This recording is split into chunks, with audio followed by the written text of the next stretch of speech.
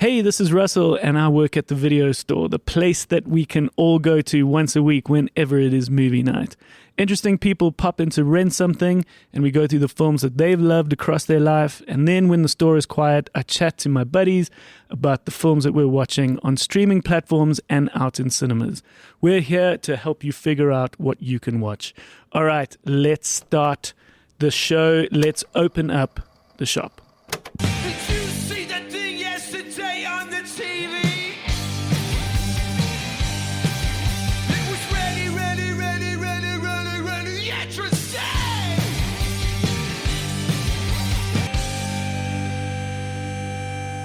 How's it, guys? Good morning, Russell.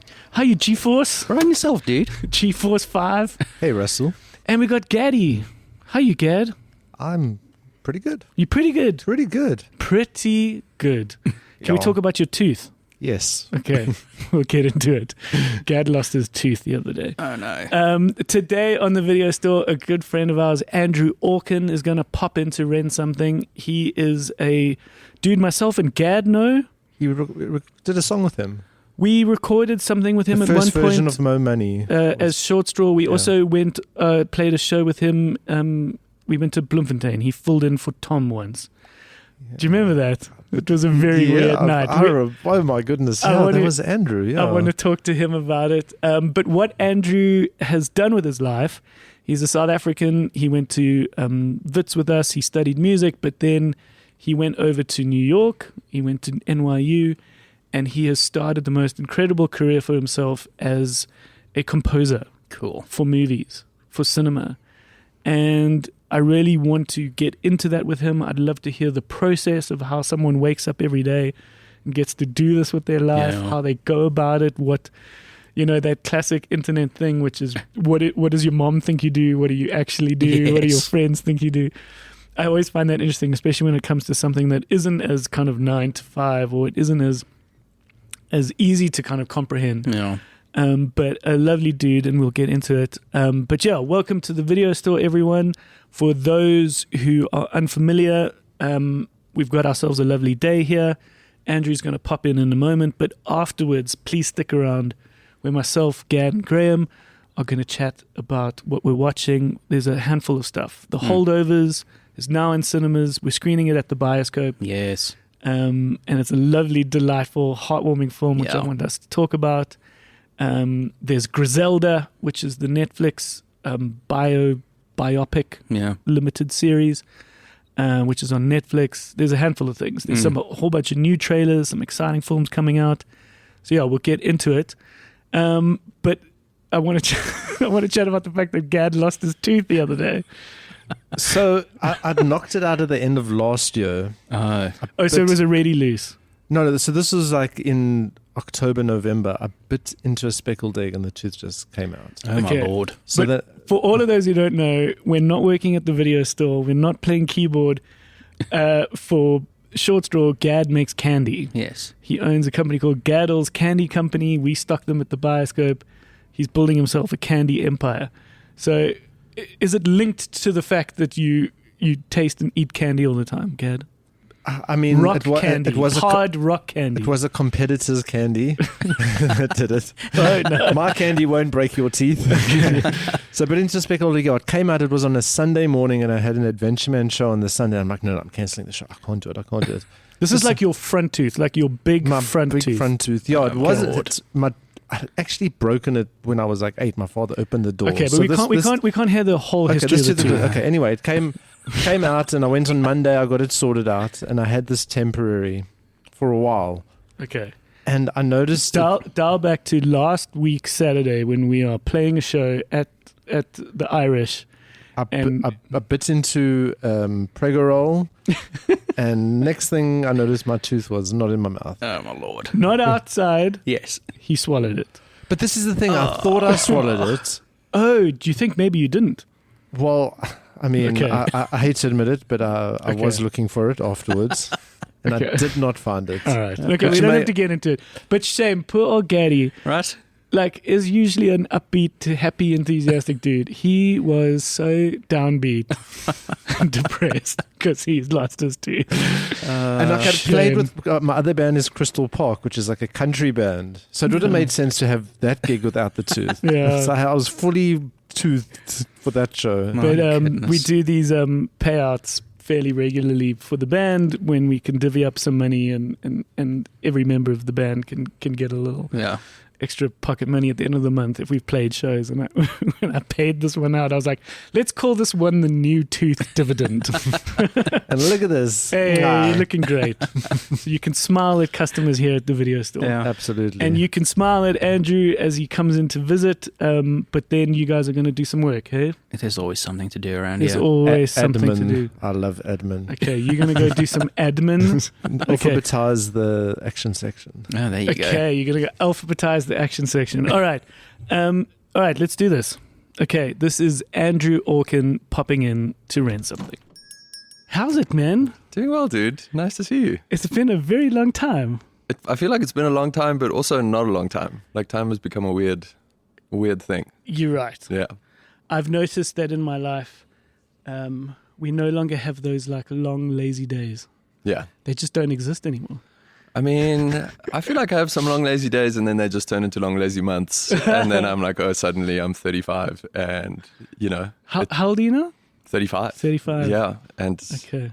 last time I was back here was in COVID, deep COVID.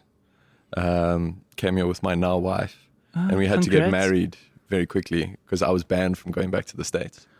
Okay, so tell me this. You work full-time as a film composer That's right. in New York City. Composer for the stars. Not really the stars, but yeah. No. We're going to get into it. We're going to talk about the job. Okay. But you're still a South African citizen. That's right.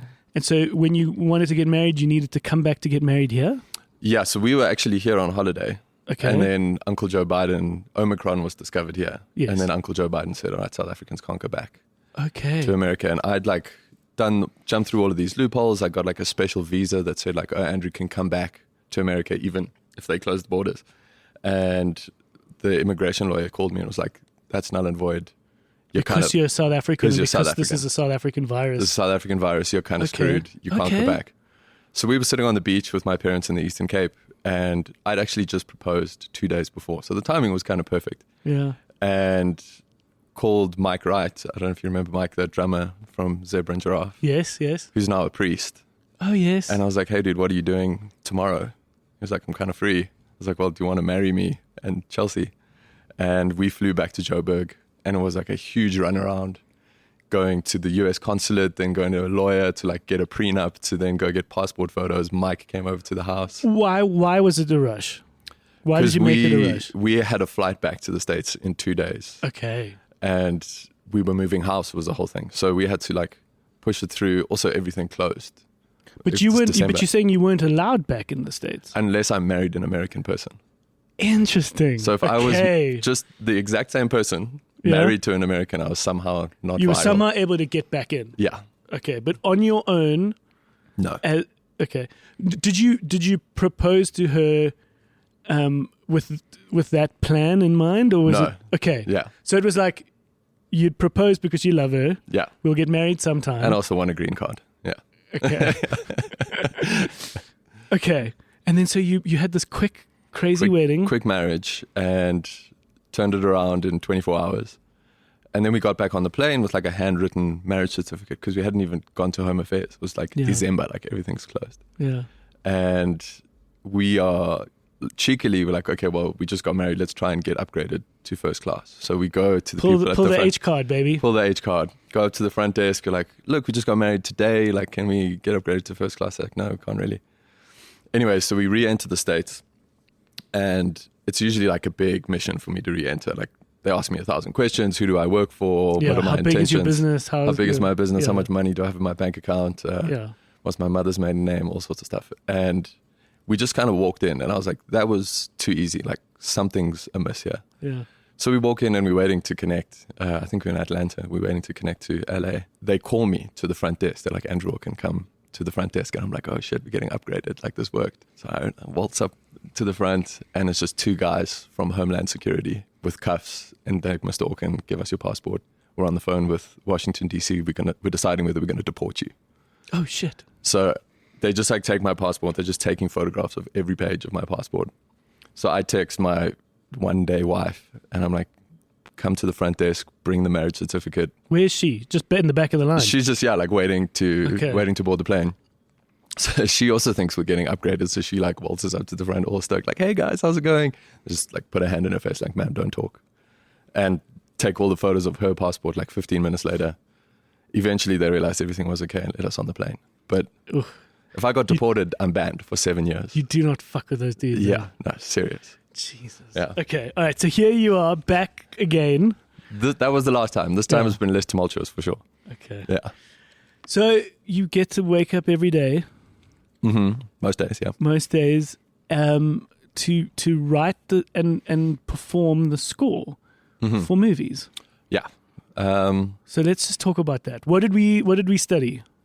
Studied music at Wits. Yes, I remember you being there. Yeah, so I was at Wits doing combination of guitar and composition. I ended up like focusing on composition. And after I graduated from Wits, I was kind of doing a little bit of everything. I was playing in bands. I was like doing orchestrations for like events. I was doing musical direction. We even got you to play one Short Straw show once. Dude, I think, which was the weirdest, dumbest show. In Bloemfontein. It was in Bloem. And we, for some reason, one of the dudes, I guess it must have been Tom, couldn't have made that show. Yeah. And so we rehearsed with you. Yeah. And then when we eventually played the show, we were like, this was a bit of a waste of time. It was a weird show. Yeah. But it was fun to hang out with you. Yeah, and dude, go I on remember that waking little trip. up in a bed spooning, I think it was you and Al. Yeah. Yeah. That sounds about right. Yeah, because the early days of touring, which like everyone would speak about, were such bad conditions, but you look back on it with such joy. Yeah, man. And like I sort of dabbled in that a little bit, but didn't do as much of that as I wanted to. You did some bandy stuff. Did some bandy stuff, and then, went to the States. So, once I finished studying, was kind of doing a little bit of everything here, teaching, doing the orchestration stuff, playing in some pop bands, sideman gigs, that kind of thing. Ended up scoring a few films. My cousin works in the film industry, and he kind of roped me in to score a few things. And I realized like I just loved being in the studio, and also working with directors is super fun. Yeah. Different gig every day, different kind of material you're writing, and like directors tend to be very smart people with like cool visions, and you get to. Yeah. So I was like, let me focus on that. So decided to try and go to the States, and got a Fulbright scholarship to go over and study there, which is. And where were you studying? NYU. That's awesome. Yeah, it's kind of the only way to get there and stay there, unless you have a ton of money. Yeah, is to totally. like get a scholarship and go to school. Yeah.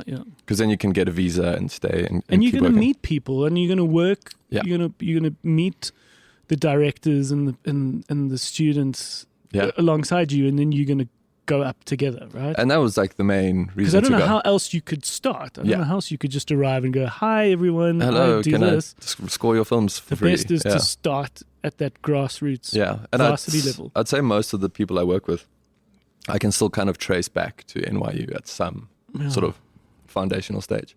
Because, you would meet people who you would score their student film, like a short film, and then 5 years later they're making a Sundance feature, and 5 years later they're doing a studio movie. So you kind of like follow that trajectory. And I think like anyone in film who, whether you're a DP or an editor or composer, you're like riding the coattails of a director's trajectory. Totally.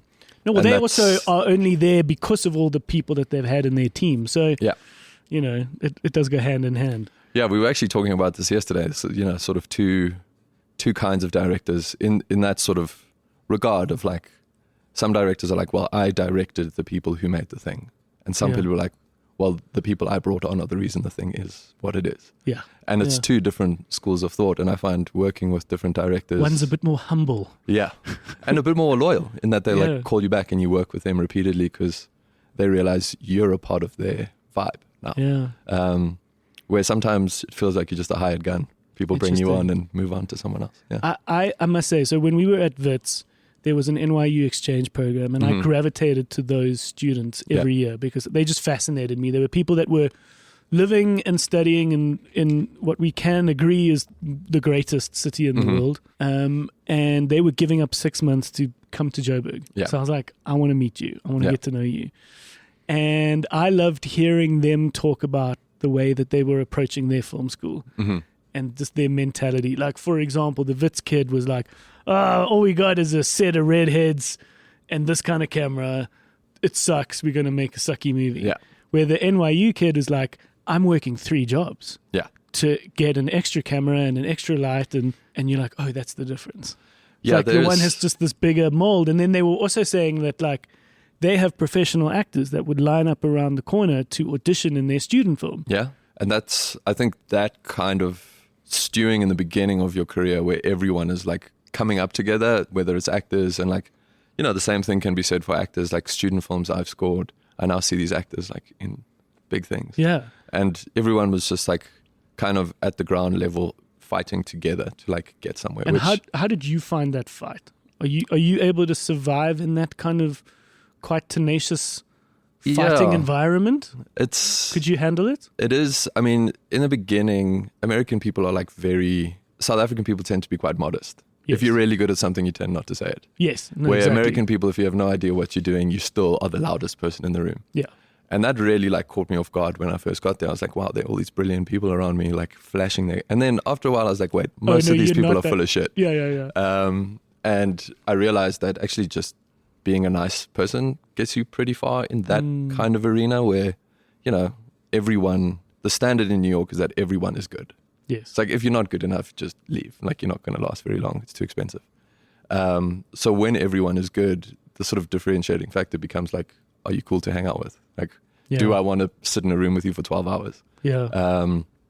Do I want to spend time with you? Are you a kind of person I want to engage with? So, yeah, after a while, I realized the kind of strength of not being like fists up, like American hardcore. And, you know, every now and then you have to kind of adapt to that way of the film industry where it's, you know, it can be ugly and the business side can be like exploitative and gross. And you've got to like watch your back a bit in that way. But yeah, I think it's exciting when you were coming up and you kind of had that cushion of like, okay, we're just figuring this out. Where now things are a bit more scary, where, you know, there's like actual stuff on the line where you're not just a student having fun. What, deliverables and doing right and... Yeah, deliverables, doing right, not going completely bankrupt, trying to like expand a business, trying to like network and impress certain people. And, you know, the stakes get higher and the pressure gets higher, but, you know, still try and keep the same like ethos and personality. What do you this is always a great question, is, you know, what we expect you to be doing is like you in your studio playing, recording, making art. What do you spend most of your time doing? Like what do people think you do and what do you actually do? Yeah, I mean, it's like one of those memes where it's like what my mom thinks I does, what I do. And yeah, no, it's very much like that. I think a lot of it is, I'd say probably 40% is like the romantic idea of like me sitting and throwing paint against the walls and with the movie playing in the background and improvising and coming up with different things on weird instruments. So that's probably 40% of it. I'd say the other 40% is just changing what you've written. So you can't be precious about... Okay, getting the direction that, listen, this has got to change. Killing your babies. Oh, this is the favorite thing I've ever written. The director's like, I fucking hate it. Okay, cool. All right, I guess I'll start again. And, you know, you reuse all that music. You like find another project where it'll be used. But yeah, that's, I'd say reworking is probably the other 40%. And then the last 20% is just like grunt work job. Like emailing and like watching a progress bar, like go across the screen while you're doing exports. Okay. And that's, you know, so there's, I'd say as far as a job goes, like to keep the ratio of like enjoyment versus like work. Okay. No, and then you still got a bit of it. Yeah. And what's the process? Depends on the film. How do you tend to enjoy, what's your ideal process for scoring? Yeah, it differs with each person I work with. Yeah. So, you know, there's some directors I've worked with 4 or 5 times and we have like a rapport and a way of working and a language. They call me at 2 a.m. and sing to me on the phone and I've got to like figure out what the hell they're on about. They're like humming a tune. Yeah, they're like, I had this great idea. My daughter's going to come around and like sing. And you're like, fuck no. And then Interesting. you got to, cushion that. But no, I think process-wise, usually I'm brought on either at the script phase. So I get sent a script and it's like we start kicking ideas around with the director. That's the best time for me because you can like get in the DNA of the story. Okay. And by the time they're shooting and editing, they already have like your palette in mind. Okay, so Where- you'll sort of send them these kind of moody Like suites of music. suites. Yeah. Okay. So that's usually, I'll send like 10 or 15 pieces of music, like 30 or 40 minutes of music. And just be like, here's a kind of soundboard, mood board for you to work. And is that with. mostly done on like a keyboard? Depends. So I play a lot of things badly. I've kind of made Yeah. a career of playing all the Yeah. instruments not very well.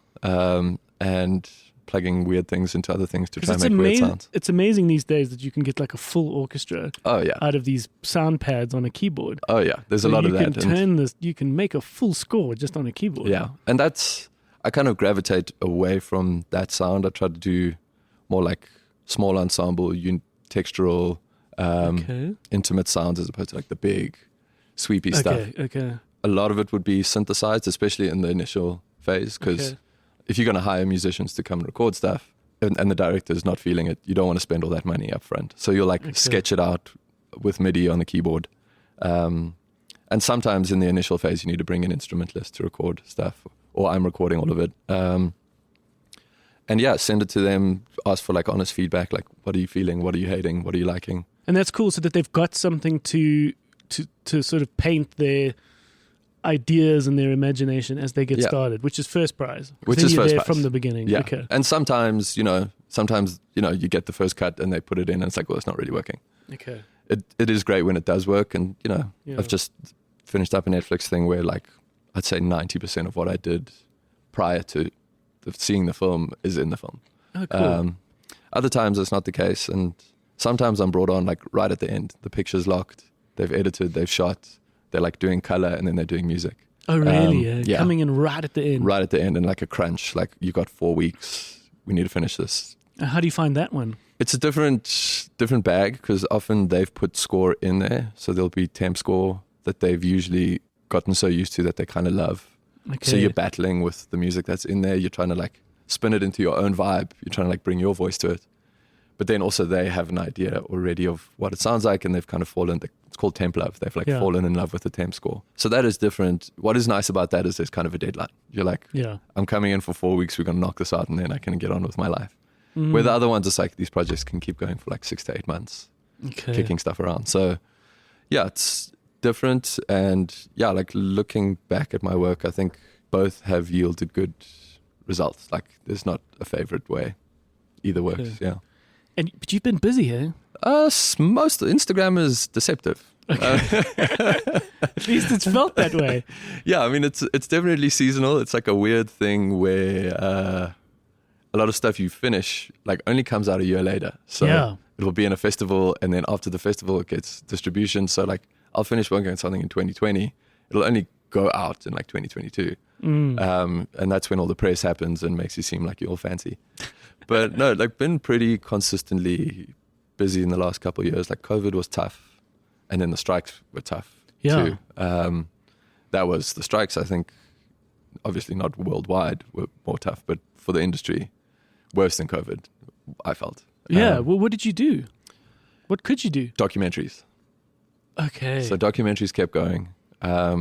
Thank God, because it was actually work to do and didn't have to resort to eating cat food. But and how do you charge per composition, per hour? How do you it's do it? usually just like a package fee. So I have like a sense of like how long this is going to take, what my expenses are, like, and depending on the budget, can do more or less, and also depending on like, sometimes I do projects where I make no money because I'm just like, this thing is awesome Yeah. and I want to make it as good as possible. Okay. So I'm going to spend the whole budget on like hiring a bunch of musicians and make it rad. Okay. And then other times I'm like, this is just a money gig. Like yeah, I sure. need to get paid. I'm going to like spend as little as possible, still make it good, but like Okay. just get paid and get out. And are you seeing a nice progress? Are these people you're collaborating with, as you said, they're getting bigger and bigger? There's some progress. It's a slow build. It's like the film composer trajectory, and people always tell you this, it's like a really slow grind. Yeah. Do you feel like there's a lot of people around you, like a lot of competition? Because you know you go into film school and everyone wants to be a director. Yeah. But I mean, how many people wanted to be composers? The problem is with being in the States, like New York or especially LA, is everyone from the world comes there to do that thing. Sure. So no, that is the biggest concentration. But how big is that concentration? Pretty big. And I think, the sort of bigger project stuff that I'm now pitching on, like there's so many more factors at play. It's like, yes, I can have a personal relationship with the director, but then now there's more money at stake. So the producers want to hire this really fancy composer they know who did Spider-Man or whatever. And like, obviously the money people want to go that way. So there's a lot more politics at play. I'm not like in the Marvel territory, but just like mid-level indie films that I'm trying to get on. It's a lot of that is now becoming a thing. And yeah, there is definitely progress. Like there's momentum. Like I'm working consistently and getting approached by a lot of new people all the time to work with them. And then the reputation, man. Yeah, that prevails. You got to. Yeah, I think my cousin told me this when I was like first starting out. I was like a drunken 24-year-old, like rocking up hungover to do stuff, and he was like, even if it's the shittiest gig, like you've got to do a good job because the editor on that shitty gig could go on to do something awesome and just recommend you. Yeah, I must say, I'm now in my late 30s, and my one of my biggest takeaways is relationship and reputation. Yeah. You never know who's going to, a good example is someone I once worked with at the Bioscope for a series of shows, now looks after podcasts for Spotify. And so when I now start a podcast, you now meet that person and you're like, oh, the way I handled myself 2, 3, 4 years ago for one event has left you remembering me, and now, you never know who those people are going to become. It can be like a PA on a and set. Like we'll be a director in 5 years, and like everyone remembers, I think. Yeah. But yeah, no, it's an exciting industry. It is like, as I said, the strikes meant that it kind of like everyone was super stoked that COVID ended and we're getting back on the horse, and writers were writing, pitching on stuff, doing things. Then the strikes happened and it just like shot down immediately. So hopefully things are going to build up again. So the start of it is you alone.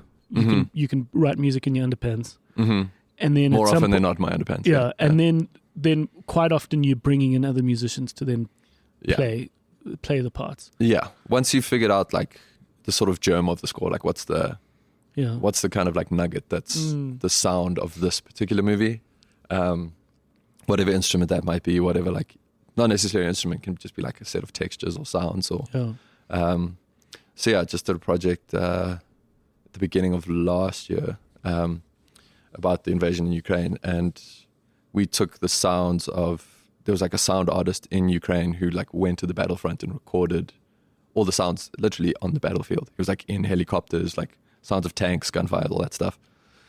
So I was asked to score this film, and I was just like, where do I even begin? Like, I'm not going to like try write Ukrainian music, but it's also not like a sweepy Hollywood movie. It's just like a very real documentary. So I was just like, asked this sound artist, like send me all of your sounds, and just took those as like the germ of the score and just like turned them into palettes and sounds and pads and all sorts of instruments. And use those sounds. Yeah. So that then became like, so that one, we brought some live musicians on, like woodwind players for that, but that was like the character of the score with these like battlefield sounds. So it's different every time. Yeah. If I can perhaps suggest the first film that you could rent here at the video store is a documentary that is on Disney Plus called If These Walls Could Sing. Okay. Do you know about it? No, I never heard about it. What's it about? It is a about? documentary made by Paul McCartney's daughter about Abbey Road Studio. Oh, sick. And obviously the Beatles had a big part in Abbey Road, but the history of it, it was previously called, it had sort of a very generic name linked to the company that owned it, the record label that owned it. But there was an interesting time where Abbey Road kind of fell into a bit of disrepair. And at one point you'll see there were the people that worked for Abbey Road were playing like badminton in the main damn, studio yeah. because there was just no one was booking it, no one was doing it. And then it found a second life as a room for live scoring, Yeah, and still is. and still is. Yeah, But it's just great to hear the story of this, must watch that, of yeah. this studio. If these walls could sing. yeah. I watched some of the Peter Jackson stuff with the Beatles. In Yeah, Abbey the Road. Get Back yeah, stuff. and Did it's you dig just, yeah, incredible. Yeah. So yeah, I mean, it's obviously those rooms have crazy history, but yeah. like those rooms also for film scoring have like a signature sound. It's like those rooms sound different. Yeah. So people are like, oh, well, I recorded in Budapest and that sounds like this, or I recorded in Abbey Road and that sounds like this. And you can genuinely feel that? They're probably like a handful of like really nichey people who think they can. But I'm saying, do you feel like you can feel those things sometimes? Maybe I pretend I can sometimes. Yeah, no. yeah. Sometimes it's your sort of nostalgia or your brain telling you more than your Yeah. actual ears.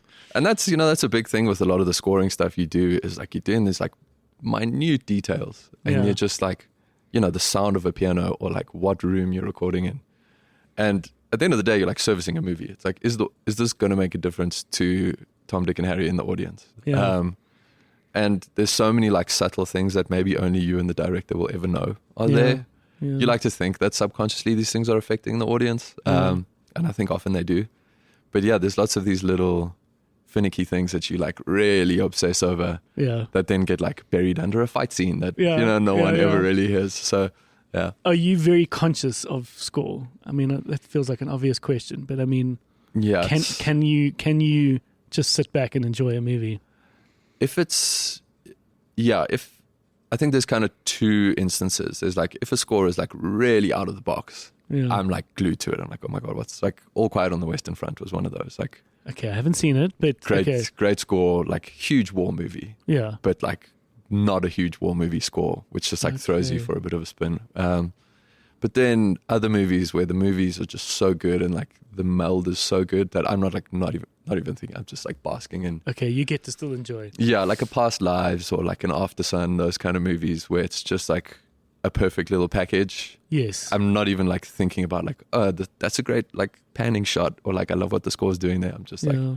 eating it up, Lovely. So still like get to objectively enjoy things. Those are two very good movies. Past Incredible. Lives was probably one of our top picks of the year. Oh yeah, unreal movie. And Great I score. watched After Sun on the plane, and I must say, I didn't quite grasp it as well as I hoped I would. Yeah, it's definitely a slow burn. I think it's also like a theater movie. I think it's one of Okay. those where you've kind of got to be, you can't look away. Yeah. In a way, it's like as soon as you like get distracted or whatever, it's just like a long, slow like meditation. Yeah. And yeah, It was one of those movies. Okay, so we've got something here at the video store. We want to take a little brief look through your life. okay. And we want to go through the movies that you've loved across your life. Whew, all right. We've got the 4 great loves. Okay. The first one is your puppy love film, which is the film that came to you when you were young. Primary school, nursery school, that perhaps set you on a bit of a course. Oof. Where did we grow up? We grew up in Parkview, Johannesburg. Okay. Parents' house. Lived in like a literally 5-kilometer radius my entire life until I moved to New York. Really? Yeah, never moved to Cape Town. Didn't do that whole thing. I didn't either. Was Yeah. like Parkview, Parktown Boys, Wits, New York. Like that was Right. the Yeah. So it was all pretty small town. But I'd say the movie that like affected me the most as a kid, Land Before Time.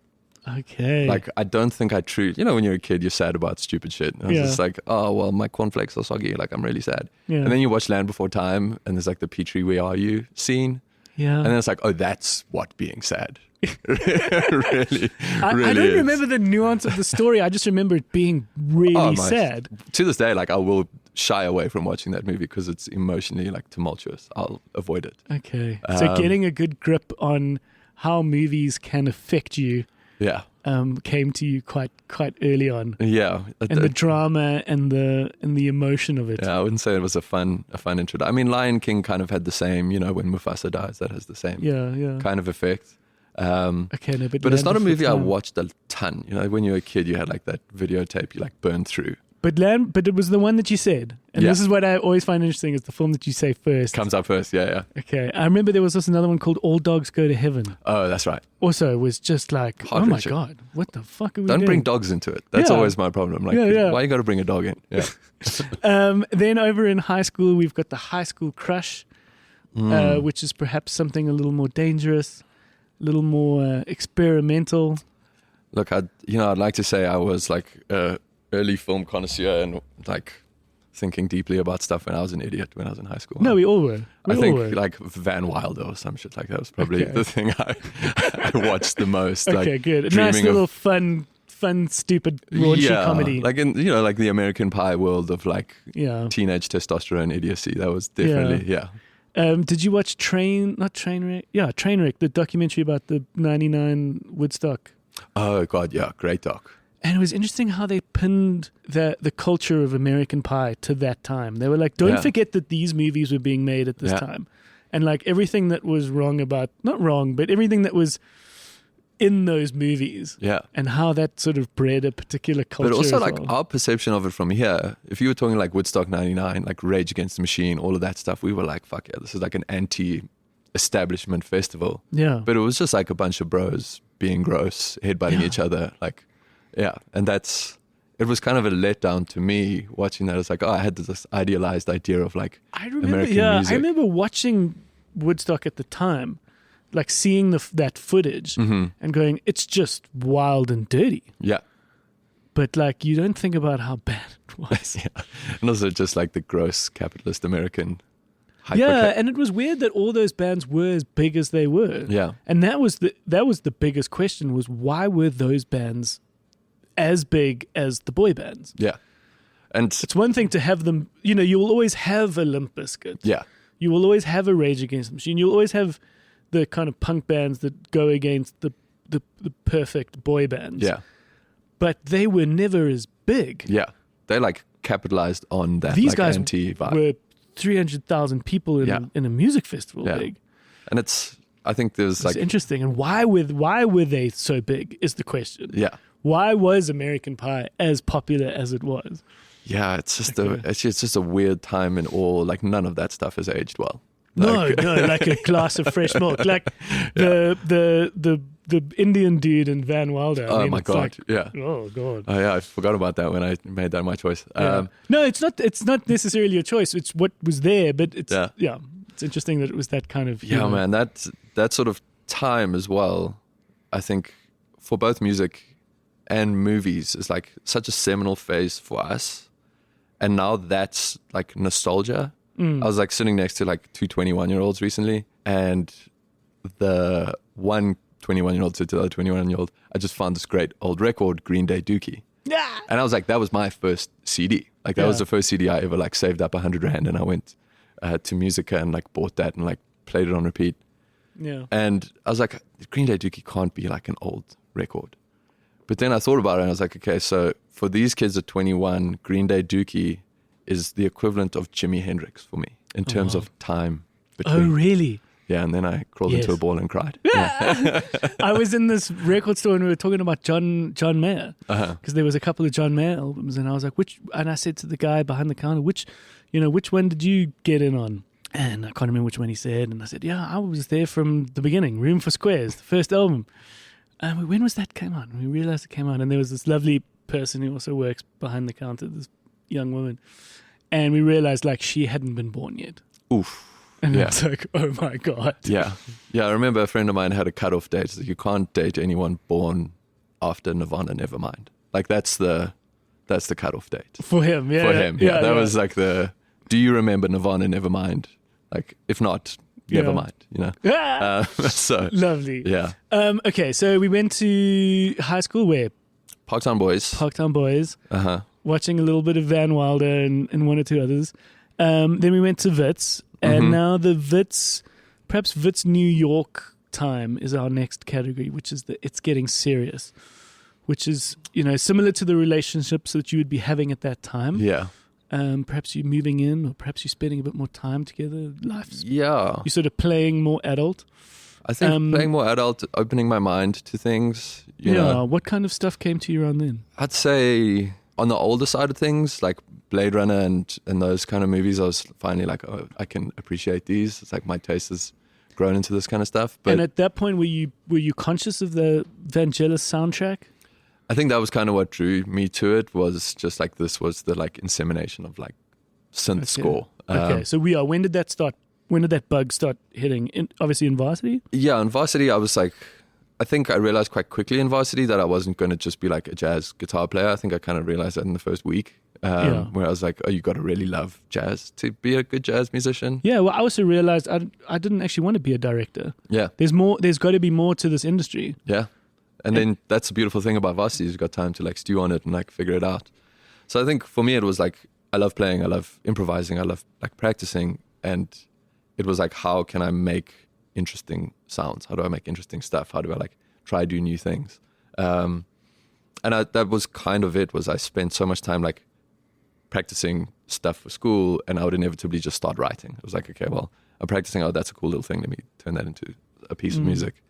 And I was like early days messing around on computers, like figuring out like recording software and pirating synths to like learn how to make stuff. And, you know, I think now with film scoring, you've got to have technological chops. Like you can't make it in the industry unless you know the tech in a big way. So I gravitated towards that quite early. And I think especially then soundtracks were still, you know, quite classic. They were like golden age, like strings and orchestra and a lot of that. And I think the Blade Runner and another movie that I loved at that phase was Enter the Void, was a big wild movie.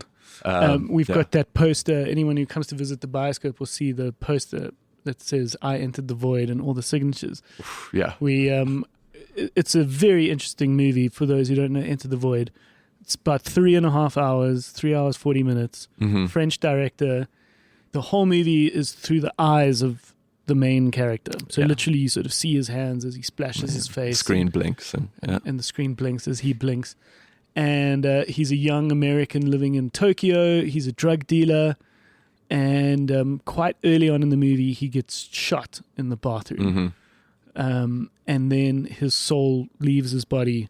Your soul at that point, pretty soul. much. And then and he basically floats around Tokyo for the next 2.5 hours. That's right. Traveling through drain pipes and in and out of people's bodies and drug trips. And he goes back in his time and his memory of his mother and his sister. And you will see things that you've never thought you would see in life. It was a classic like stoner university movie as well, where like you watched it 4 or 5 times and only the 5th time you actually remembered watching it. So I definitely had to digest it. I was one and done with that movie. But the score was good for you? Yeah. Not too sure. That didn't affect me as much as like a Blade Runner did, as like a seminal, oh, this is something I want to do. Score wise. And I think that kind of started me down a path of like actually paying attention to scores in a big way. And like thinking about it as a like prospective career, like something like, oh, I want to learn how to do this and like get the chops. And then I would, go back, and that's when I went back and started watching a lot more old cinema. Just digging into like the early like Hitchcock stuff, anything that was like score heavy. Just trying to learn about like that world. Definitely started in varsity. But prior to that, I wouldn't have called myself like a film buff prior to that. I think university was when it kind of like my interest shifted that way. Yeah. What do you think of Trent Reznor and Atticus Ross? Incredible. Everything. I mean, Social Network definitely allowed so many composers to have a career. Like that sound, that and like the sort of Sigur Rós, Alex and Jonesy stuff meant that so many people who weren't like in that, as I said, like a golden era scorey with big strings and orchestra. You're saying this was able to have other musicians become film scorers because they weren't these classical orchestra composer John Williams-y type. And it was like, oh, you can do whatever the hell you want and make it a soundtrack. Because Trent Reznor was a very famous established musician with 9 Inch Nails, but then he's found this second wind as a musician to be this composer, and he does a lot of David Fincher films. So Social Network, as you said, creates this brooding, unease throughout Yeah. the whole movie, and it's very largely because of his score. Yeah, and that kind of came out, I think, what was that, 2007? So yeah, that was also, was that 2000? No, it would have been later. Yeah, and that was also one of those scores where I was like, oh, I can, because prior to that, it was like very intimidating. I was like Yeah. a guitar playing guy. I wasn't like Yeah. a big orchestra guy. I was like, well, I want to do this, but I don't have the chops to like write for full orchestra and all of that. And, you know, that was a big part of going to New York, was to learn how to do that, to Yeah. learn how to write for orchestras, to learn how to write for string sections. And now I like incorporate that with all the other stuff. But yeah, in the beginning, I was like, oh, I can do this. And that was very encouraging. What are some of the basics to learn?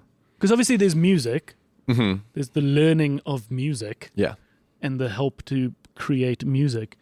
But what is the film scoring learnings?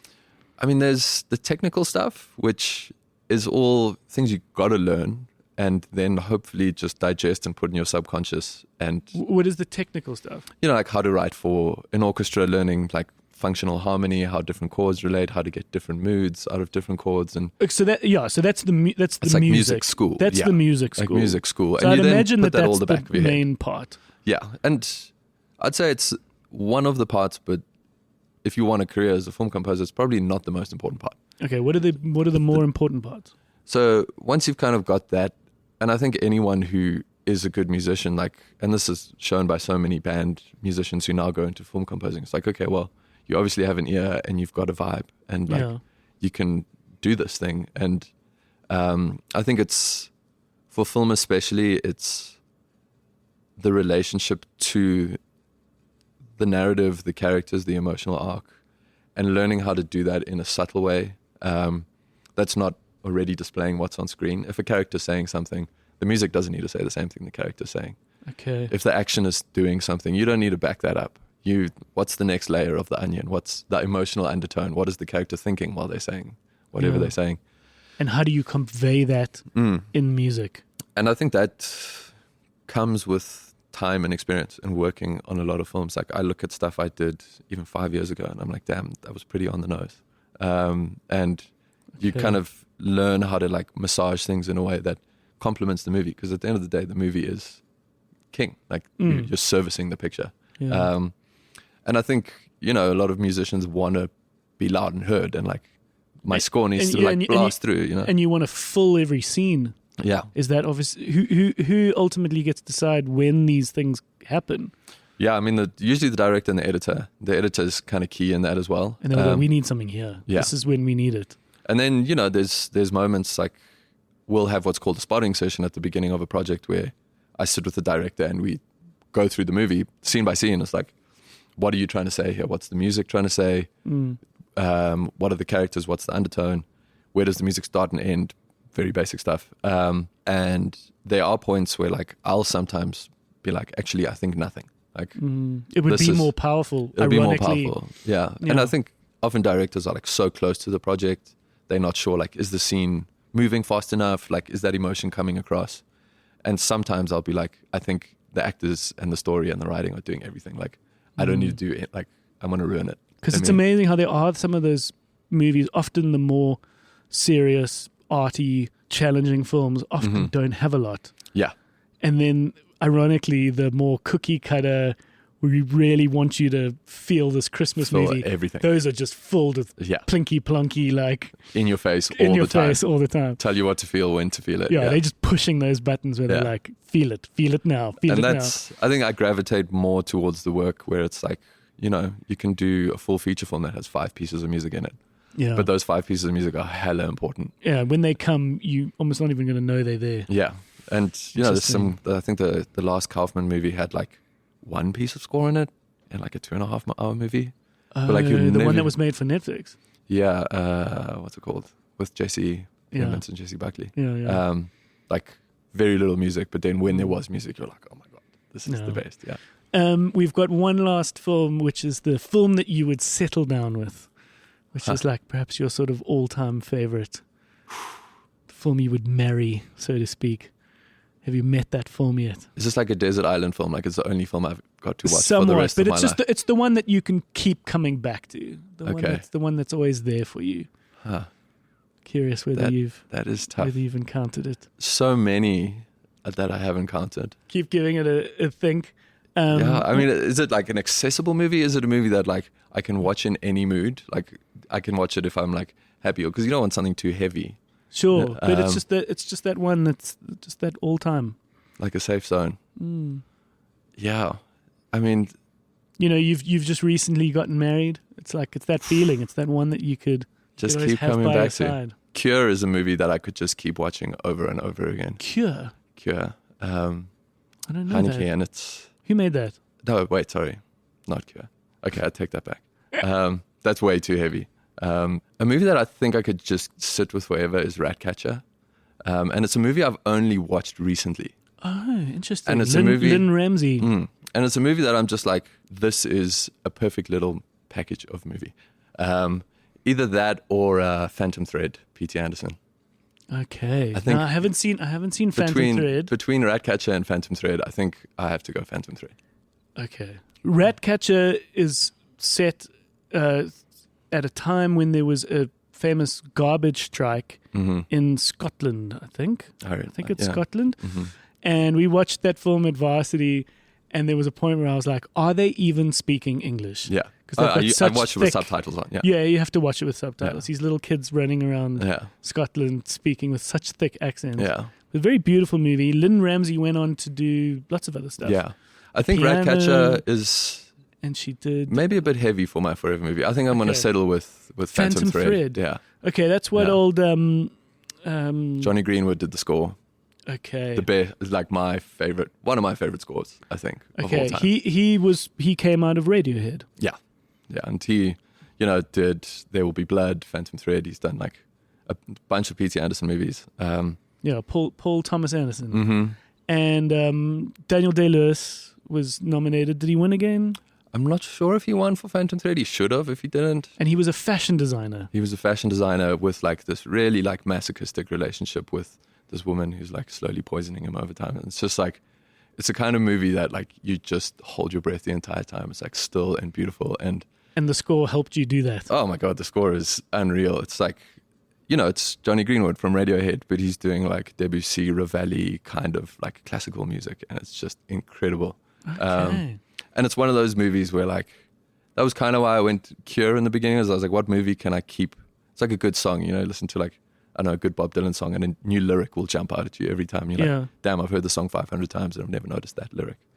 I think Phantom Thread is a movie where I'll be like, every time I watch it, there'll be a little thumbnail. I'll be like, oh my God, didn't even realize that before. Okay. Lovely and layered. All right. Yeah, it also makes me seem really smart, that choice. I like that choice. Yeah. No, but if you genuinely also are coming at it from the score perspective as well, you've got this added appreciation for the film. So, yeah, that's the one that you chose. Yeah. That's cool. Yeah. Lovely, man. Yeah. Appreciate What was you. your choice out of interest for your lifelong movie? I want to flip this back on you. I think it was Amelie. Ooh, that is it. I Yeah. think that's the one that I've settled on as both my high school crush and my... Damn, it took both spots. Yeah. I mean, that's warm and fuzzy. Like, you're feeling good for the rest And I of your mean, life. that score is incredible. Yeah. That beautiful, like, whimsical French... Jan Tiersen, I think. Yeah. Piano stuff. Yeah. That's feel good. Hey, Yeah. that's me. I'm glad I didn't go for Ratcatcher. I would have been depressed for the rest of my life. It's bleak. That It is movie, a bleak film, and it's just filled with garbage. Exactly, yeah. Like Literally. people drowning in rivers and stuff. Yeah. Yeah. No, I'm happy with my choice. Okay. Well, listen, we appreciate you. Oh, dude, thank you so much, man. It's been been so so fun. great to see you thrive. Oh, dude, I appreciate it. I know it's a hustle, and I know it's difficult, but I think what a lot of people would... You hear them say that just by sheer working and staying working, that's the success. Yeah. And it looks like things are winning awards, and it looks like the films are getting bigger and bigger. Yeah, stuff is happening, and just got to stick around and. But hope the it fact keeps moving. that you've kept this reputation, that people keep coming back to you. Yeah, it's. I've always thought you were a lovely guy, so I'd imagine likewise, dude. in a work setting. Let's sit down and watch Amelie later and cuddle. Yeah. But yeah, well done, man. Oh, It's thanks, so dude. nice to connect. Congrats on this new space, man. I need to actually Thank come you. watch a movie in here. Yeah, well, Yeah. next time, you whenever you're in Joburg, would always be lovely to host you. We could and watch have Amelie you. right now. We could watch instead. it, yeah. But cool, man. All right, dude, thanks a lot. safe travels Thanks, dude. and all the best in New York, and we'll keep in touch. Yeah, I'm going to buy a sweater because it's minus 10 degrees when I get back. So Okay, maybe yeah. we got something for you out yeah, there. I'll get myself a nice limited edition. Yeah. Marketing, free marketing. Cheers, man. Thanks, dude.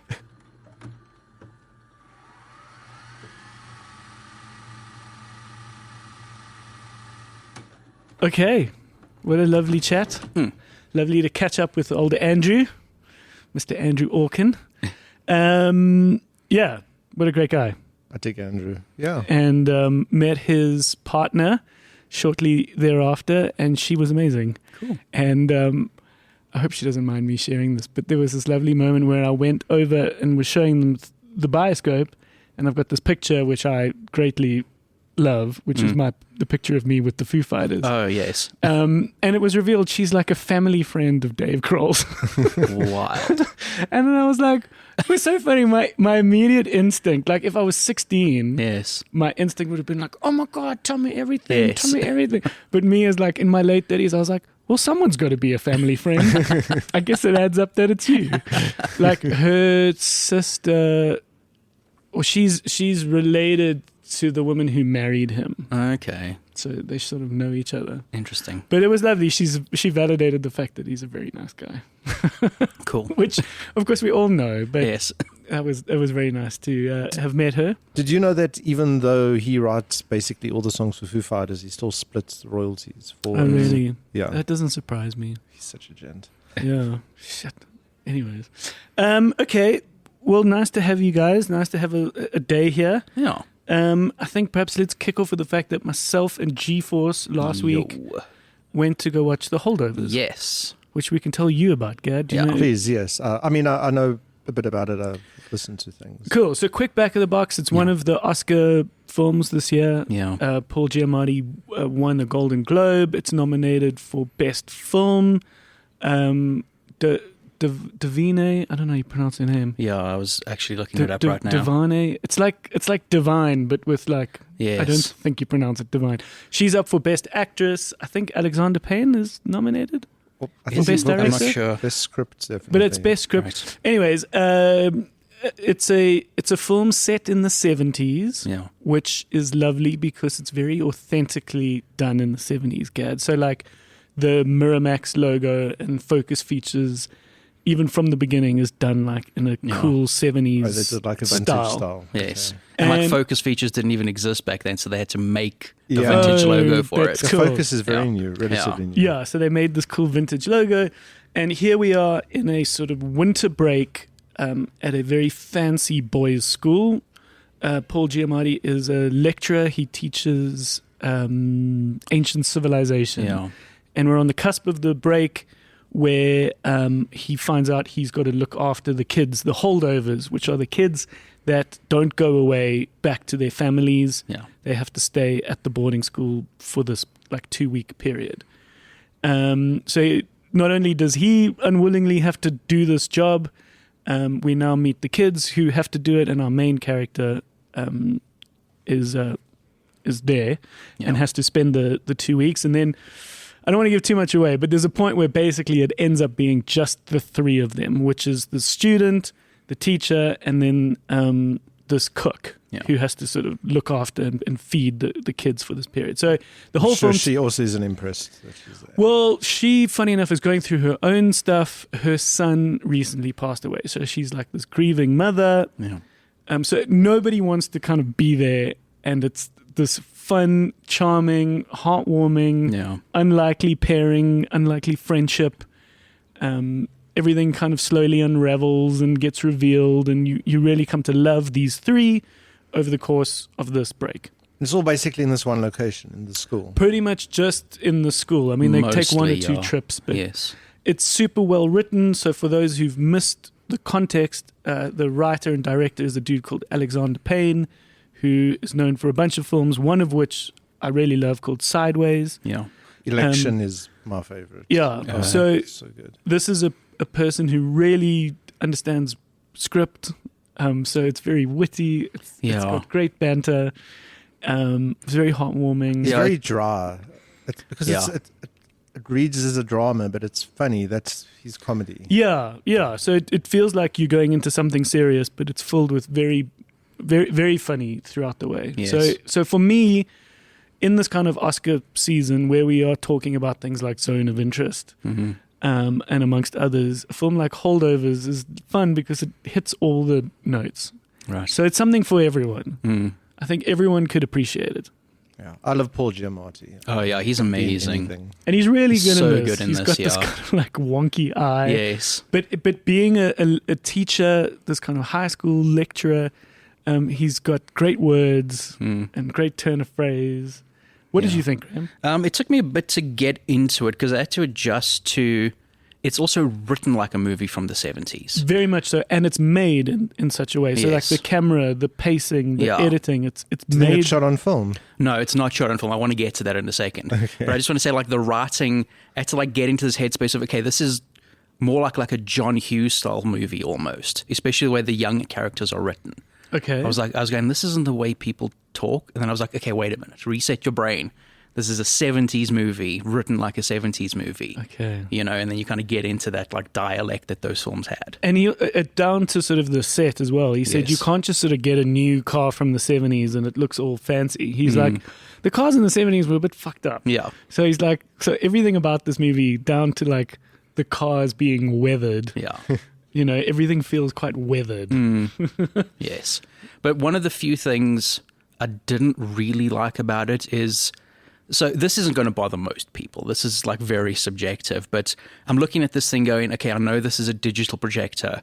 I know this film was shot digitally on digital cameras, but they've got an added like this film grain. Yeah. And there's lots of scratches and there's like little like errors and that sort of thing in it. And every now and then when I noticed it, Okay. it kind of took me out of it for a second because I'm going, I know that's artificial. Like, I don't think it's interesting. necessary. But again, Okay. most people aren't going to give a shit about that. Okay. But I was No, just that's like, perhaps a bit particular. But, yeah.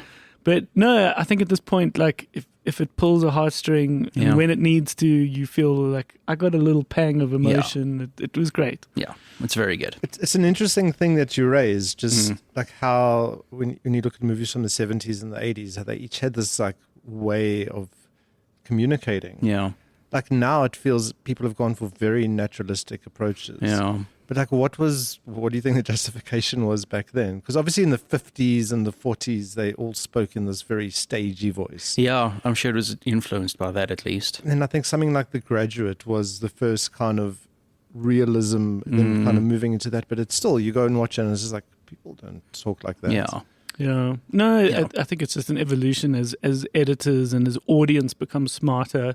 Because eventually you realize how you want things paced. Yeah. You get a sense of it. unnatural dialogue isn't like inherently bad either.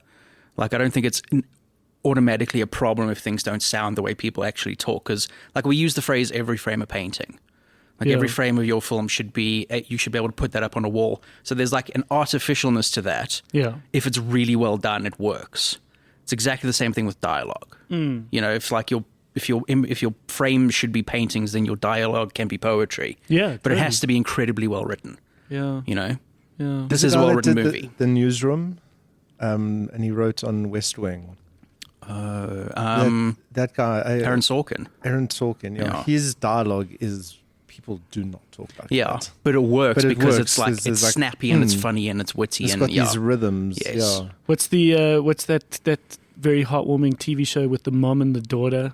Gilmore Girls. Gilmore Girls. Yes. It's like no one's that witty. Yes, exactly. Like no one talks like that. Yeah. But it works. Exactly. Yeah, and it makes you more witty when you listen to Yeah. it. But yeah, I think talking about evolution, I've got something to cross over to, Cool. which is a lovely, heartwarming film. I'm trying to come up with the best word for this because it's very similar to my other pick a few weeks ago. Yes. Kodachrome. I would like to put this film on a certain shelf here at the video store, which I'm trying to figure out. It's like solid heart warmer. Yes. Does that make sense? Yeah. Okay, here I've got another solid heart warmer. Okay. It's a film called Suncoast that's just come to Disney Plus. Okay. It's got Woody Harrelson in it. It's got a very young actor who you immediately look at and go, this has to be Tandy Newton's daughter. And then you do a quick Google search and you're like, yes, it's Tandy Newton's daughter. Why I wanted to get to it now is we talk about evolution. And it's just so interesting to see a scene that in a movie 10 years ago would have played out very different. Okay. And how it plays out now, where as we are the audience, we're smarter. We know what's coming. We know how it, we know what we think we are going to get. And here with this evolution, it's different, right? Okay, so what I mean by this, and I'll get to that moment in particular, but let's just do a quick back of the box. Suncoast is about a main protagonist is a young girl whose brother is in his last terminal days of cancer, Right. roughly her age, so like a young brother. The mom is quite obsessed with the brother and having to look after the brother, that she's really not giving this girl much time, and she's going through her own issues. She's a young teenage girl, and it looks like she's just started at a fancy school. And when they get to this facility, which is called Suncoast, you get the idea that at the same time, quite a famous person is at the facility at the same time. Right. You don't really know much, and you realize it's not that important. But this famous celebrity is wanting to be euthanized, right? Right. And there's a big debate about the rights of her, whether or not they can pull the plug on this person. Right.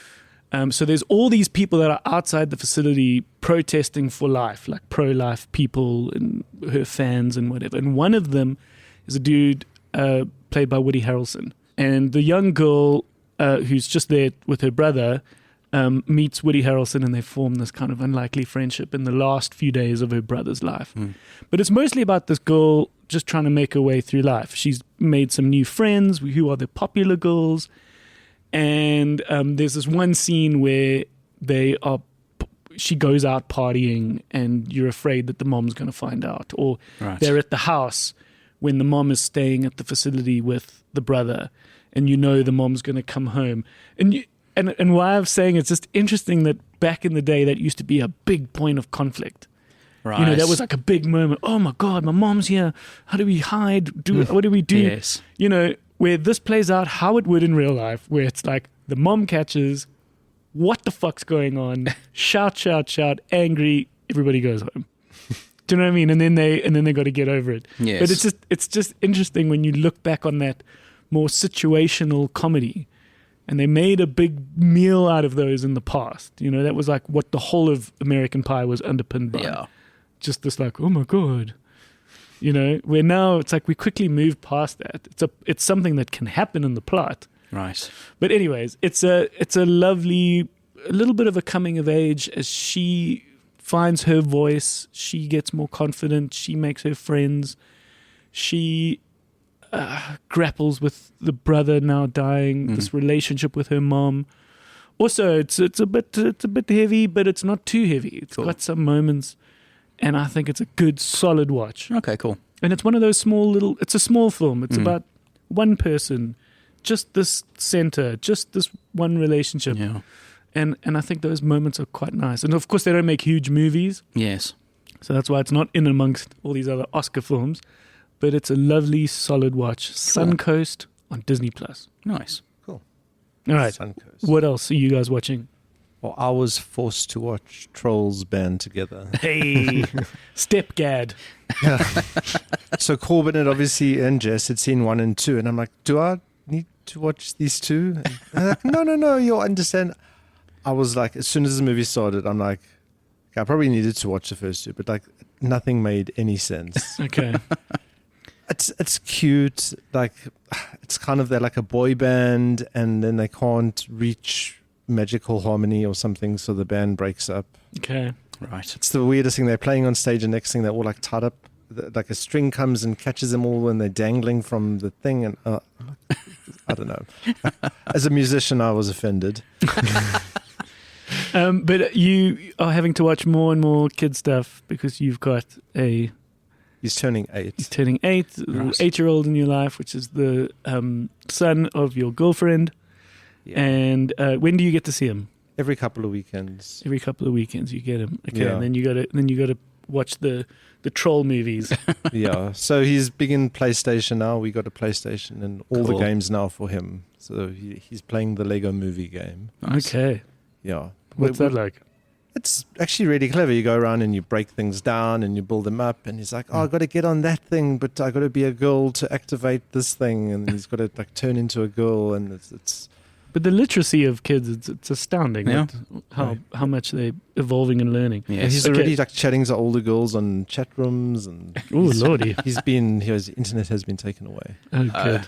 Okay, he's not ready for that. Yeah. Yeah. I personally could not tell you what the hopes and dreams of an 8-year-old. I've got nieces and nephews that have gone past 8. Yes. But there's a great line by Chris D'Elia, the stand-up comedian, who's like, if you can't tell the age of a kid, Yes. and like if you can tell the age of a kid and you don't have kids yourself, that's creepy and weird. Like, you look like about an 8-year-old. It's like, how do you fucking know that? Yeah. Okay, but good on you, Gaddy. I got through 80% of it. Okay. And then I got a phone call and just didn't. Okay, You most didn't come back. importantly, did the 8-year-old like it? I think he did. Okay, I think good. he Because that's who enjoyed it's made for. Yeah. it. Yeah. You know. No, Okay. he had a good time. He had a Alright. good time. Well, let me tell you about Griselda. Yes. Griselda is the limited series on Netflix. It's the big one. Everyone, I think, has been talking about it. So we'd love Okay. to hear from you guys what you've been thinking about it and what you thought of it. Sofia Vergara, Mhm. who we know as... A desperate housewife. was she? No. Oh, was she Modern Family? She's Modern Modern Family. Family, Yes. Yeah, okay. plays a very serious role, and I think this is a role she is Colombian, so I think it is a role she's been wanting to do for a very long time, which is the real life story of Griselda Blanco, who is one of the most famous females to have ever existed in the drug cartel world. Okay. And over the course of 6 episodes, I think it's 6 episodes, you see her kind of her story, which is a very interesting one. She came as the sort of partner, I think ex-prostitute, who built up this incredible empire for a period of time in what I believe to be the 80s, 70s, 80s in Miami. When you say limited series, it wraps. Oh, yeah. 6 Yeah. and- No. These people don't have long lives. So. Yeah, and of Generally. course it just tells you it's a very predictable story in the sense that you know it's all going to fuck out Right. because these things do, right? Yeah. There's just too many enemies. There's no way you can continue living. But yeah, I think it's a great. It hooked us. I Cool. think that's always the interesting marker. Is Yeah, like, did definitely. you sort of go? Well, I'm keen to watch the next episode. Yeah. It's very violent. It gets pretty hardcore at times. But it's a hardcore, violent world, and so it's quite cool to see what was a somewhat authentic go. 1 or 2 things got changed for dramatic TV effect Right. to some degree, and you can always watch those videos, especially on YouTube afterwards, what was true and what wasn't. But for the most part, it's wild, Cool. and it's just a cool story of just, you know, at the heart of it, you've got this woman who you root for the beginning because nobody expected anything from a woman. Mm. She was treated so badly, probably because she was a woman. Yeah. And was very sidelined. So you start from a point of female empowerment, but then it gets to a point where you're like, I don't like you anymore because you're a maniac and Yes. you're wild and you're doing too much drugs. So you don't necessarily empathize with her the whole way, but Mhm. it was done well. Cool. And yeah, so Griselda is on Netflix and totally worth your time. Cool. There was a series recently with the female drug lord. Oh, okay. Does that ring a bell? Could it not be what I've just fucking told you about? No. This is like, say, 10 years ago. Well, but she's not a real life, like a made-up one. It wasn't Right. Breaking Bad. It was sometime after Breaking Bad. well. There was the woman. It was called where she was selling weed. No, that was Weeds. That was No, called but she Weeds. was specifically a Mexican, Okay. a Mexican cartel. Okay. We'll Yeah, talk- what could have very much been inspired by Yeah. Griselda Blanco. No, it you know. sounds like. And what's interesting now is that her son, who was very small in the period where this series was made, Mm.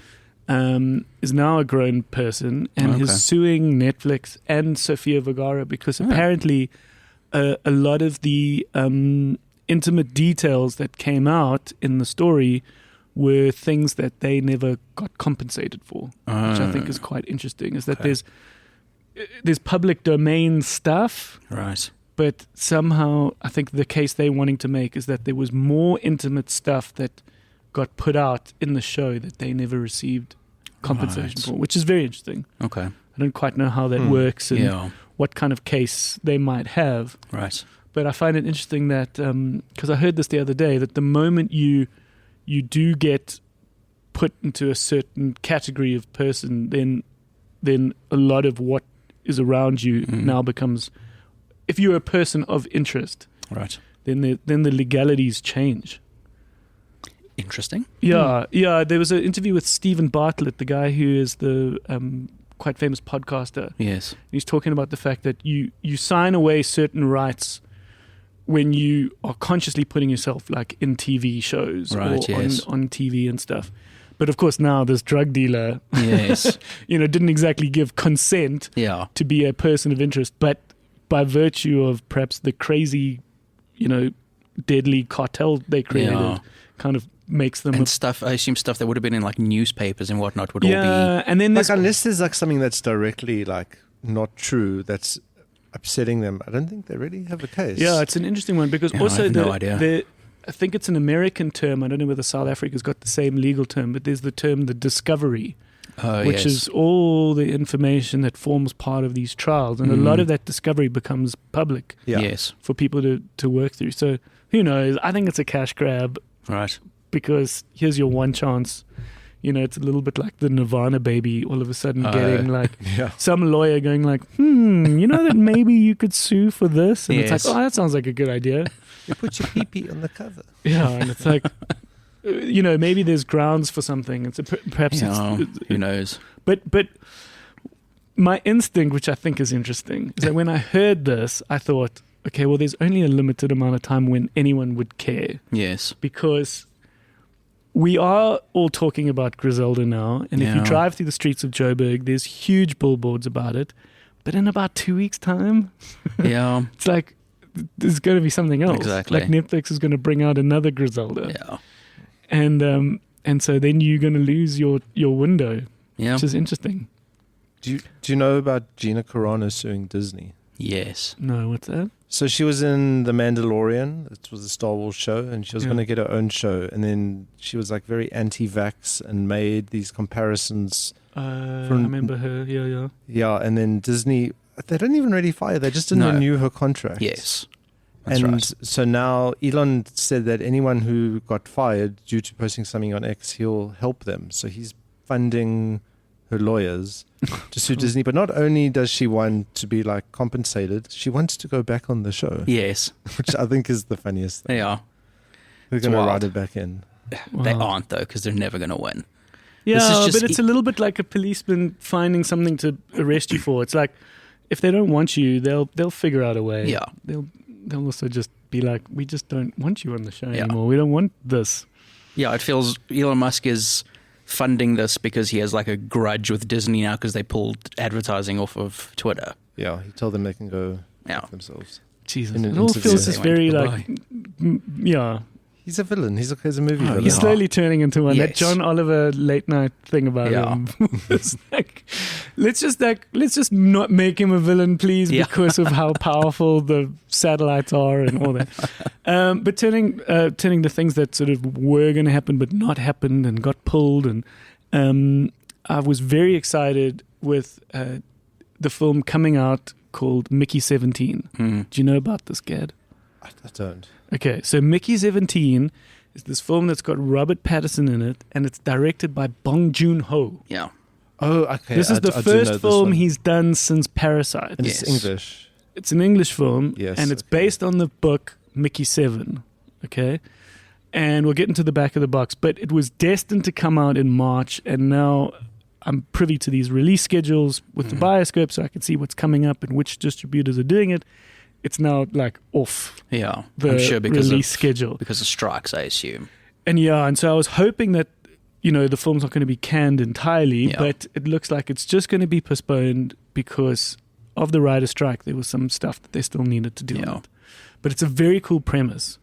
So the premise is we're in the far future where they can remake humans, and we can put your memories into a human. So we can have this kind of job, which is effectively like this expendable person who can test something, go down the road or experiment with something, and they die. The point is that they will die. And we can learn from them, and then you get reborn as a new person. Yes. So in the book, and I've managed to buy a copy, which is quite cool. There weren't many floating around, and I got one, and I've started reading it. The book's called Mickey 7 because at this point he's now the 7th version of himself, which I think is interesting. So obviously in the movie we're probably up to 17, but it's cool that this person is like kind of keeps dying. Yes. So it's an interesting premise. Cool. Yeah, that'll be great. His older movies are amazing. Yeah. Yeah, so he certainly knows what he's doing. Definitely. Bong Joon-ho. He was when he won Parasite, that was the first foreign language film to have ever won Best Film at the Oscars. So it's like it's landmark. Yes. He also said one of the greatest quotes, which I think will go down in history, which is, if you could just get over, what is it? If you could just get over the little bit of text at the bottom of your screen, a whole world opens up to you or something. If you can just get past the little bit of subtitle, a whole world is opening up to you. Yeah. Something like that. Yeah, totally. Cool. Is there anything else that you guys are excited about? We got some trailers. Hey? Yeah, well, yesterday was the big game. Oh, the Super Bowl. Yeah, which apparently we're not monetized, so it doesn't matter. But if you are monetized and you say Super Bowl, whoever owns the Super Bowl trademark will crush your testicles. Oh, They what? like demonetize you just for saying Super Bowl. What, Because they own the on trademark. on a YouTube video or Yeah. something? Yeah. Okay. It's wild. They're so protective over the term Super Bowl. Okay. I don't know why. But as is tradition, If you tried to monetize a video, if you have like a channel where most channels, if you're monetized, your video is automatically monetized. yeah. And if you mention the Super Bowl, they will say you're using the Super Bowl to make money. We own it. Blah blah blah. Okay. They're like Nintendo, but maybe worse. So as is tradition, they released a bunch of trailers during the Super Bowl. And it's always stuff that's coming out this year that's been like super hyped and everything because it costs a fortune to advertise during the Super Bowl. But we got our first trailers. There were a few stuff like we've already had a trailer for Kingdom of the Planet of the Apes and that sort of thing. We got a new trailer for that. But we got the first trailer for Wicked, Okay. which is the adaptation of the adaptation of the adaptation. So it's most famous as a stage musical. Yeah, it's a stage musical, which is a prequel to The Wizard of Oz. Yes. Which is about the witches. It's about the evil witch of the West and the good witch of the East, or whatever they're called. Yeah. And it's like their backstory. And it's a famous musical. Yeah, it's one of those where it's like it'll always be running. Yeah, it's been on running Broadway. for a very long time. Okay, so now this is the stage version. Yeah, well, this is the movie version of the stage. Yeah, the movie version. And curiously, as it's sort of become like a thing, they're not advertising it as a musical. Yes, This that has is become like a very thing. interesting. Mean Girls, Yeah. Wonka. Yeah, They have found that testing a film that reveals it to be a musical yeah. doesn't give it as much of a rating as a movie It's that going to isn't. come back because that. But you don't want to get not caught. like that. Yeah. I personally, and I'm not afraid to admit this, I love a good musical. Yeah, musicals are great. So there's nothing wrong with telling people it's a musical. I feel like you almost stand to get more negative feedback if you don't advertise it as a musical. But That's another what thing they're happened not doing. with- Oh, sorry, go for it. With Wonka, Yeah. I did not know that was a musical. Yes. yeah, and I the was trailer. not happy. The trailer shows. Actually, the trailer gives you some indication, but it Yes. doesn't tell you it's a musical. You Yeah. just see there's dance numbers. Exactly, yeah. But there was such a great moment when we all watched it, and Cole was like, Yes, he's singing. But they're also not advertising it as a part 1 of 2, which it is. It's been split into 2 movies and they're not advertising it that way. Okay. Because I think they've realized that's another thing where people go, oh, it's 2 parts, I'm not going to watch it. I've seen tons of comments of that with Mission Impossible. Well, he's They're like, we now saw it's- redubbed it. He's Yes. taken away part 1. Yeah, and the next Too one late. is not going to be Dead Reckoning Part 2. It's going to have a different name. It's too late. Yeah. Interesting. Yeah, and you know, just like June was never advertised as June Part 1. Okay. In the movie itself, it says June Part 1. Yeah. But they never advertised it that way. Interesting. We also got a trailer for, in the ever-growing list of legacy sequels, we got Twisters, Okay. which is the sequel to Twister. The tornado movie. Yes, but it has none of the same people, none of the same crew. It's just basically they just put the name on it. They made a tornado movie and then put twisters on it. But it looks like it might be fun. Like it's got Glenn Powell in it, who's fun. You know, he's a cool actor. You know, in your relationships, most importantly with your significant others, when like a certain comment gets made that you know is going to be like a repeatable line throughout the course of your relationship. One afternoon when scrolling box office, there was some random movie which was about hurricanes or tornadoes or something. And Leslie says, "I love me a good weather movie." And I was like, I'm never going to let that one down. Okay, so she'll appreciate twisters. Cool. Okay. Yeah, I like a good disaster movie. They can be really fun. They're always bad, but they can be very, very fun. Yeah. I think probably the biggest one is Deadpool 3, which is actually called Deadpool and Wolverine. Yes. I saw a trailer for that. Yeah, it's the first trailer for that. It doesn't tell us much. I know it involves the TVA, who are the organization from Loki, from the Loki TV show, who are like the time traveling cops, basically, and they've now recruited Deadpool to do something. Yeah, it looks like checks Marvel. Yeah, in the trailer. Yeah, I saw that in the trailer where it looks like he's like, I'm now joining it, like I'm going to make it cool. Yes, and it's obviously a reference to the fact that Marvel as a franchise is perhaps seen better days and needs a little kick up. Yeah, and reinvention. So they bought Fox. So exactly. So they have the X-Men and stuff now. But there's a comic book story called Deadpool Kills the Marvel Universe, which is like a story where Deadpool basically kills all the other characters in the Marvel. Oh, wild. Yeah, and I think it's going to be slightly inspired by that. Okay. But I think they're using this as a way to like get rid of all the Fox movies, like the old X-Men movies and the Fantastic Four movies. I've got the Punisher Kills the Marvel Universe. Okay. So I think they almost made it as a parody of that. I started, because I was looking for something to watch in a lazy Sunday yesterday, and I started The Marvels. Oh, yes. Which is now on Disney Plus. And I was like, you know what? I'm too old for this shit now. I was like, I'm tired of it. Yeah. Personally, and this is coming from like someone in their late 30s. Yes. I was like, I was there for the whole of the Marvel Cinematic Universe because I was like, I feel like I have to be a part of it. Mm. But then when I was watching this now, I was like, I'm a bit tired of this shit. Yeah, they're doing the same thing. I will give it this. It has one thing that Marvel movies have been lacking for years now. Brevity. Enthusiasm. Okay. It's like clear that the people who are making it are having a good time and they want to be there. Okay. Which we haven't seen in Marvel for ages. They've just been ticking boxes forever. And there's like an enthusiasm to the Marvels, which kind of made it more fun and more bearable. Miss Marvel has enthusiasm for Captain Marvel. Yeah. Okay, so is that what you mean? Like it comes through in that way? Or? Well, it just comes through in like the whole tone of the film is you can tell people are kind of having fun while they're making this movie. Okay, everyone's been raving about her performance. She's really good. I haven't watched the TV show yet, but she's a lot of fun. Yeah. Isn't it also only like 90-something minutes? Yeah, it's very short. I think it's the shortest MCU movie. Yeah. Okay. Lekker, guys. Yeah. Good stuff. Yeah. What a nice catch-up. We'll see you guys again next week. Yep. Sure. We've got some really cool episodes on the way. Nice.